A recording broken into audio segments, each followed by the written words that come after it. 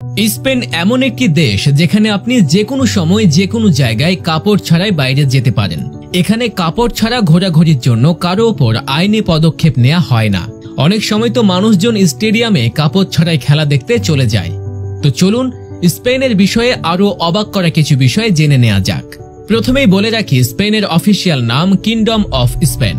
দেশটির মোট জনসংখ্যা 5 কোটি।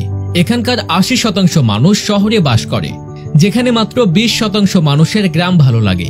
স্পেনের কথা যখন ওঠে সবার প্রথমে এখানকার সংস্কৃতি মনে আসে। আপনাদের জানিয়ে রাখি, এখানকার সভ্যতা অনেক পুরনো। স্পেন শুরু থেকে একটা উন্নত দেশ। স্পেনের ভাষা স্পেনিশ, যেটা গোটা বিশ্বের সবচেয়ে বেশি বলা হয়।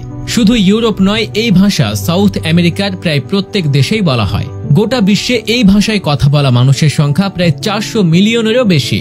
স্পেনের লোকেদের মধ্যে গান বাজনা খুবই জনপ্রিয়। এখানকার লোকেরা কোনো না কোনো ভাবে নিজেদের গান বাজনার মধ্যে জড়িয়ে ফেলে। এখানে এমন কোনো মানুষ নেই যারা কোনো বাদ্যযন্ত্র বাজাতে বা গান গাইতে জানে না। স্পেনে ঘুরতে গেলে আপনি রাস্তায় অনেক লোককে নাচতে দেখতে পাবেন। ছুটির দিনে এখানে অন্যরকম একটা পরিবেশ থাকে। স্পেনের ট্যুরিজম এত বড় হওয়ার পেছনে এখানকার সরল মনের লোকেদেরও অনেক অবদান আছে।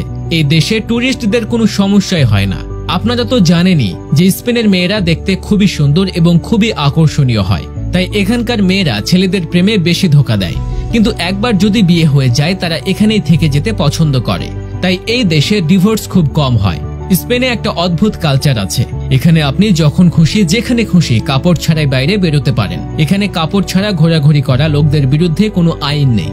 অনেক সময় লোকজন স্টেডিয়ামে কাপড় ছাড়াই খেলা দেখতে চলে যায়। আপনারা সবাই জানেন, গাড়ি কেনার থেকে মোবাইল ফোন কেনা অনেক সহজ, কিন্তু স্পেনের গল্পটা একটু আলাদা। এখানকার লোকেদের কাছে মোবাইলের থেকে বেশি গাড়ি আছে। স্পেনে 47টা ইউনেস্কো ওয়ার্ল্ড হেরিটেজ সাইট আছে এবং স্পেনে ফুটবল অনেক জনপ্রিয়। ফুটবল স্পেনের জাতীয় খেলা। স্পেনের জনপ্রিয় শহর বার্সেলোনা 1992 সালের সামার অলিম্পিকের সাথে অনেক ইন্টারন্যাশনাল স্পোর্টসের আয়োজন করার জন্য পরিচিত। এই শহরটা আমাদের সবার প্রিয় ফুটবল খেলোয়াড় লিওনেল মেসির শহর। সবচেয়ে বড় কথা হলো এই দেশটা 2008 থেকে 2012 সাল পর্যন্ত ফুটবলের উপর রাজত্ব করেছে।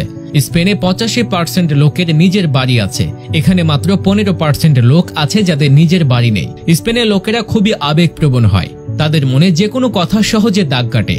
স্পেনের লোকেরা যদি একবার কাউকে কোনো কথা দেয় সেটা তারা পূরণ করে ছাড়ে।